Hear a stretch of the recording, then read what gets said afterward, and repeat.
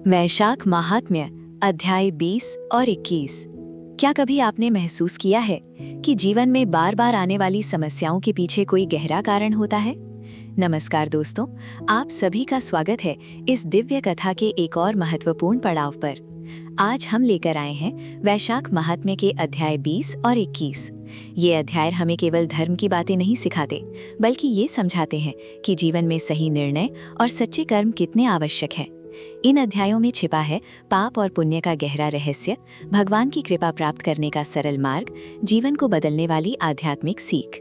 ये कथा हमें बताती है कि जब मनुष्य सच्चे मन से भक्ति करता है और अपने कर्मों को सुधारता है, तो उसके जीवन में सुख, शांति और समृद्धि अपने आप आने लगती है।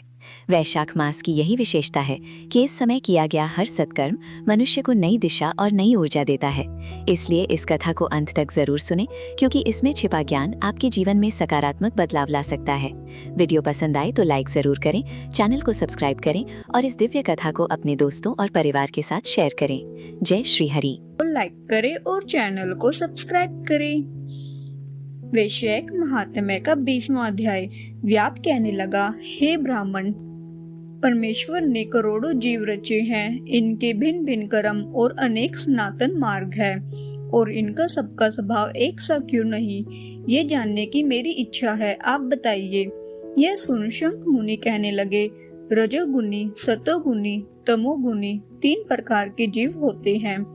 इनमें रजोगुनी रजोगुण कर्म करते हैं। इनकी बुद्धि पाप पुण्य मिश्रित होती है। किसी कामना के निमित्त अन्य देवता के समर्पण होते हैं। अतः पाप और पुण्य दोनों करते हैं, जिनसे स्वर्ग और नरक दोनों को भोगकर संसार में बार बार जन्म लेते हैं। तमोगुनी तमोगुण के कर्म करते हैं। वे निष्ठुर निर्दय देवताओं को पूजन करते हैं और सबसे द्वेष रखते हैं, जिससे बहुत दुखी रहते हैं। राक्षसों से लेकर पिशाच तक सब तामसी गति को पाते हैं। सतोगुनी सतोगुण कर्म करते हैं। ये धर्मशील, दयावान, श्रद्धावान, पराई निंदा न करने वाले तथा कामना रहित होते हैं, जिससे उधर लोक को जाते हैं। संसार में कभी कभी इन गुणों में विषमता भी हो जाती है। इसी कारण ऊंचे नीचे कर्म करने से दुख अभाव पाते हैं, और प्रकृति का कभी नाश नहीं होता। अपने अपने गुणों से कर्म के फल भोगने पड़ते हैं। पूर्ण काम विष्णु भगवान में कोई विषमता नहीं। वे उत्पत्ति, पालन और संहार समान भाव से करते हैं। व्यास कहने लगा, हे मुने, पूर्ण भोग वाले मनुष्य की मुक्ति कब होती है? सृष्टि काल या अंत काल तथा स्थिति काल में इनके काल की मर्यादा कितनी है? तब शंख बोले, 4 सहस्त्र युग ब्रह्मा जी का एक दिन और इतनी ही एक रात्रि होती है, जो मिलाकर ब्रह्मा का एक दिन होता है। 15 दिन का एक पक्ष और 2 पक्ष का एक मास, 2 मास की एक ऋतु, 3 ऋतुओं का एक अयन होता है और 2 अयन का एक वर्ष होता है। इसी प्रकार ब्रह्मा जी के 100 वर्ष व्यतीत होने पर ब्रह्मा कल पूरा होता है, वही प्रलय का समय है, ऐसे देवताओं का मत है। प्रलय 3 प्रकार की होती है। एक मानव प्रलय, जब मनुष्यों का अंत होता है। दूसरी दैनंदिन प्रलय, ब्रह्मा जी के दिन की समाप्ति के समय होती है। तीसरी ब्रह्मा प्रलय, जो ब्रह्मा जी के लय के समय होती है। 14 मनु के प्रलय होने पर एक दैनंदिन प्रलय होती है। इन प्रलयों की इतनी ही अवधि पर्यंत स्थिति रहती है। मनवंतर प्रलय में भूभुवर्ग स्व तीनों लोकों का लय होकर चेतन जीवों का ही नाश होता है, लोकों के स्वरूप का नहीं। केवल उन लोकों में पूर्वतः जल प्लावन हो जाता है। अंत में चेतन जीवों की पुनः उत्पत्ति होती है। और हे व्याध, दैनंदिन प्रलय में ब्रह्मा जी के शयन करने पर चेतन अधिभूत जीवों सहित लोकों और लोकस्थ सबका नाश होता है। केवल सत्य लोक रह जाता है। कोई कोई तत्व अभिमानी देवता मुनि ही तथा सत्य लोक के शयन करने वाले ही बचे रहते हैं। वे सब कल्पांत तक सोते रहते हैं। फिर रात्रि के समाप्त होने पर पूर्व सृष्टि के अनुसार ब्रह्मा जी सृष्टि की पुनः रचना करते हैं। ऋषि, देव, पितृलोक और वर्ण धर्मों सहित चारों वर्णों को अलग अलग रचते हैं। तब चक्रधारी विष्णु के 10 अवतार पुनः नियम के अनुसार होते हैं। जो देवता ऋषि ब्रह्मा जी के संग मुक्ति पाने वाले हैं वह ब्रह्मलोक में ही रहते हैं, और जो राजा, साधु और सिद्धि को प्राप्त हुए ब्रह्मलोकवासी हैं वे सब सत्यलोक में ही स्थिर रहते हैं, यहाँ नहीं आते।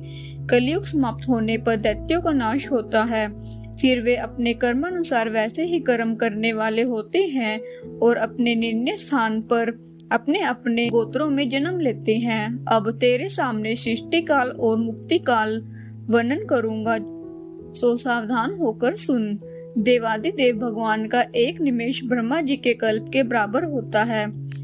तदंतर भगवान का उतना ही उन्मेष अर्थात पलक का खुलना होता है। निमेष के अंत में उन्हें अपने कुकिष्ट लोगों के सृजन की इच्छा होती है। जब ब्रह्मा से लेकर मनुष्य तक विष्णु की कुशीगत होकर ध्यान अवस्थित रहते हैं। उन्मेष के प्रथम भाग में चतुर्व्यूहात्मक विभु षाड्गुण्य होकर व्यू में स्थित वासुदेव से ब्रह्मा को सायुज्य मुक्ति देकर महाविभु तत्पश्चात महात्माओं को तत्व ज्ञान रूपी सारुष्य मुक्ति देते हैं, किसी को समीप मुक्ति देते हैं और अन्य मनुष्य को सालोक्य मुक्ति देकर अनिरुद्ध रूप से संपूर्ण स्थित लोगों का अवलोकन करते हैं। प्रद्युम्न से सृष्टि के रचने का विचार करके माया, जया, कृति और शांति आदि शक्ति से युक्त महाविष्णु भगवान विभिन्न कर्म और आश्रय वाले लोग की रचना करते हुए स्वयं पूर्व काल नेत्र खोलने के अंत में फिर विष्णु भगवान योग माया का आश्रय लेते हैं। व्यू संकर्षण से चराचर नाश करते हैं। यह सब उस महात्मा का अवर्णनीय काम है। यह कार्य ब्रह्मा आदि और योगियों द्वारा भी अकथनीय है। यह सुन व्याध ने पूछा, हे महाराज, भागवत धर्म कौन से हैं और किन धर्मों से विष्णु भगवान प्रसन्न होते हैं? व्याध के ऐसा कहने पर शंख बोले, जिनका चित्त सदा विष्णु भगवान के चरणों में वह हरि स्मरण में होता है, जो लोग ममताहीन रहते हैं, सदा परोपकार करते हैं, जिनको शास्त्र, गुरु, साधु और शुभ कर्म में विश्वास है, और जो सदा विष्णु भक्त है, वही भागवत धर्म है।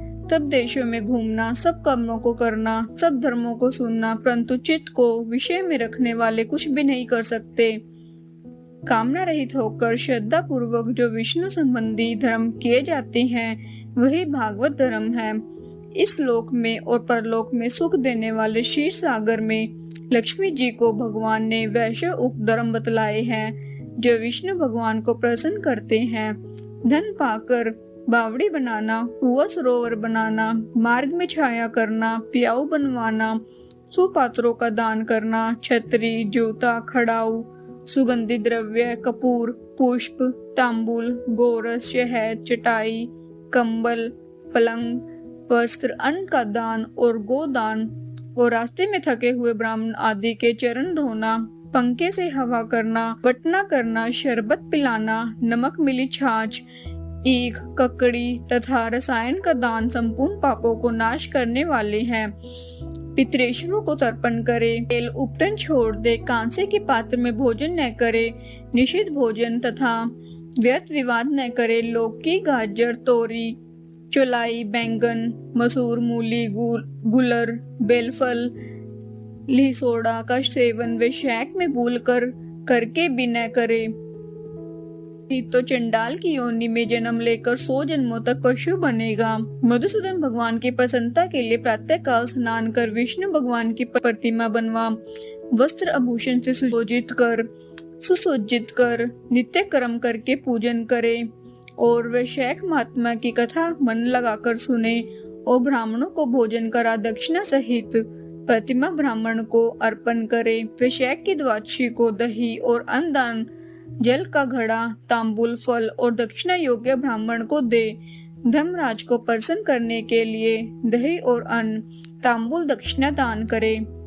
पहले दही और अन्न से पितृेश्वरों की तृप्ति को अक्षत दे, फिर गुरु और विष्णु को दे और यथाशक्ति गो दान कर बैकुंठ प्राप्ति के निमित्त विष्णु भगवान से प्रार्थना करे। ऐसा करने से सब पापों से छूट अपने 100 कुल को उद्धार कर सूर्यमंडल को वेद विष्णु के परम धाम को जाता है।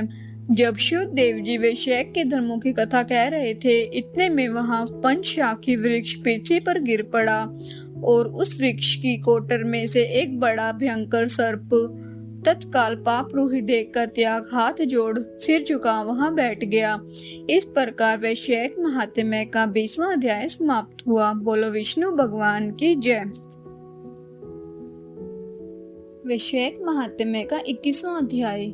तब श्रुतदेव जी कहने लगे कि शंख मुनि और व्यास दोनों बड़े विस्मित हुए।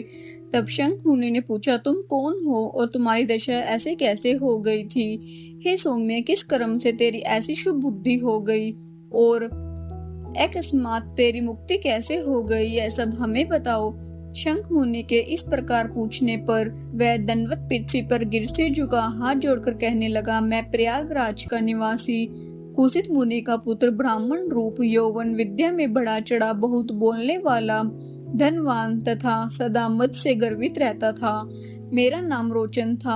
आसन, शयन, निद्रा, लोक आचार्य, ब्याज लेना, यही मेरा व्यापार था। मेरी किसी पर श्रद्धा नहीं थी। इस तरह से मेरा बहुत समय नष्ट हो गया। वैशाख के महीने में जयंत नाम के ब्राह्मण भगवान के प्यारे वैशाख मास के धर्म की कथा सुनाया करते थे, जहाँ चारों वन के हजारों स्त्री पुरुष प्रातः काल स्नान व मधुसूदन भगवान का पूजन कर कथा सुनते थे। मैं उस सभा में पगड़ी पहन पान चबा वहां का कौतुक देखने को जाता था। वहां जाकर कभी हंसी कभी निंदा करता। ऐसी लोक बातों से सब श्रोताओं का मन चिलायमान हो जाता।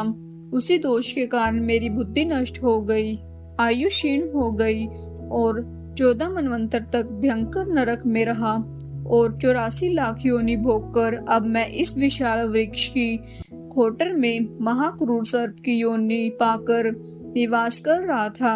हे विपर्षे, अपने पूर्व जन्म के कर्मों के फल से 10 सहस्त्र वर्ष से निराहार निवास कर रहा था कि दैव योग से आपके मुख कमल से निकली कथा को चक्षु गोलक द्वारा सुनने से मेरे सब पाप दूर हो गए और सर्प योनि छोड़ दिव्य देह धारण कर आपकी शरण में आया हूँ। मैंने तो कहीं कोई उपकार नहीं किया, फिर सज्जनों का संग कैसे हुआ? अब आप मेरे ऊपर अनुग्रह करो, जिससे धर्म में बुद्धि हो, सुंदर गति मिले और सच्चरित साधु महात्माओं की संगति मिले, विष्णु भगवान में मेरी प्रीति हो और उनको कभी न भूलूं। इस प्रकार अनेकों स्तुति कर हाथ जोड़ सिर झुका वह मुनीश्वर के आगे चुपचाप खड़ा रहा। शंख मुनि ने प्रेम में भर उसको दोनों हाथों से उठाया और उस पर अनुग्रह कर भावी वृत्तांत कहने लगे। हे द्विज, वैशाख मास और विष्णु भगवान का महात्म्य श्रवण करने से तेरे सब पाप नष्ट हो गए। तू कर्म से अतिवाहक लोकों को जाकर फिर दृश्यान देश में ब्राह्मण के घर जन्म लेगा और वेद शर्मा नाम से प्रसिद्ध होकर सब विद्याओं में विशारद होगा। प्रत्येक जन्म में तेरी अत्यंत जाति समृद्धि होगी। निर्द्वंद, निष्प्रय, गुरु भक्त और जितेंद्रिय होकर उस जन्म में तू सदा विष्णु भगवान की कथा में तत्पर रहेगा और वैश्य उक्त विषय के अपधर्म करेगा। तब तू सिद्धि प्राप्त कर संपूर्ण बंधनों से छूट परम धाम को प्राप्त होगा। ऐसा कह मुनीश्वर चुप हो गए। तब व्याध को देख वह पुरुष मुनीश्वर से कहने लगा, आपने मेरे ऊपर बड़ा अनुग्रह किया, जिससे मेरी दुष्ट योनि जाती रही और उत्तम गति मिली। ऐसा कहकर वह परिक्रमा दे आज्ञा ले स्वर्ग लोक को गया। हे राजन, तब संध्या को जाने पर शंख मुनि ने व्याध को संतुष्ट हो सायंकाल की संध्या कर विष्णु भगवान के अनेक अवतारों की कथा सुना। रात्रि के शेष भाग को व्यतीत कर ब्रह्म मुहूर्त में नित्य कर्मों से निश्चित हो प्रसन्न मन में व्याध को बुला उसके सिर पर प्रोक्षण कर राम ये 2 अक्षर का मंत्र जाप करने और मरण पर्यंत इन्हीं धर्मों के करने का उपदेश दिया और कहा कि इससे तेरा जन्म वाल्मीकि ऋषि के कुल में होगा और तू वाल्मीकि नाम से इस लोक में प्रसिद्ध होगा।